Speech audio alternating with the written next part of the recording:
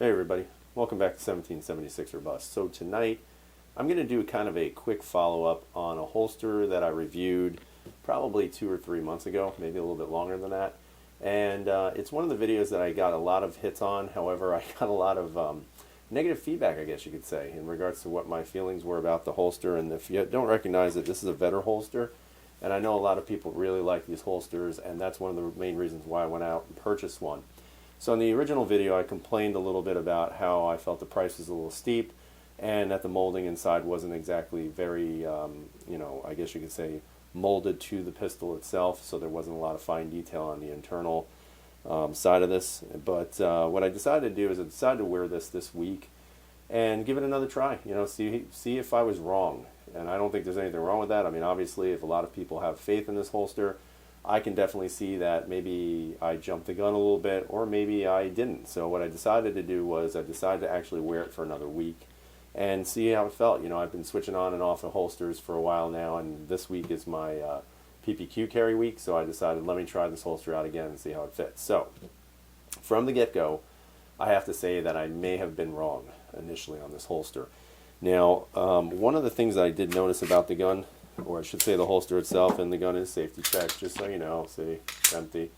One of the things I did notice is while the interior of the holster isn't that great, and I'll see if I can focus in on this. There you go. You can see there's not a lot of detail. One of the things I didn't like was this little area here. I felt that for the price you're paying, really the fit and finish inside should be a little bit better. But it really does not affect the function of the holster itself. As a matter of fact, the holster actually works still very well. There are no issues. There's no movement at all with the pistol inside here. And so from that standpoint, this is more of a cosmetic issue than actually a functional issue.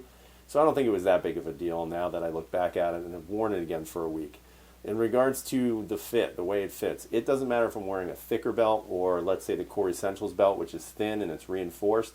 No matter what belt I'm wearing with this clip just holds the gun just in such good place. And what I mean by that, and let's see if I can focus in on this again, what I mean about the clip itself is as soon as it hits your belt and it goes over your belt, this clip cinches in just so well that it's hard to say that there's any flaws with it. I mean, there's really none. The cantability is great. You can see that I have it canted pretty much as far forward as it's going to go. But this holster sits perfectly on my hip. I have absolutely no issues with it. In regards to, again, the ability of it to clamp onto the gun, again, a really nice positive retention system on it. The Kydex is nice and thin, so it keeps a very streamlined fit. And overall, I would definitely go back if I could and say on that original video that this is a fantastic holster.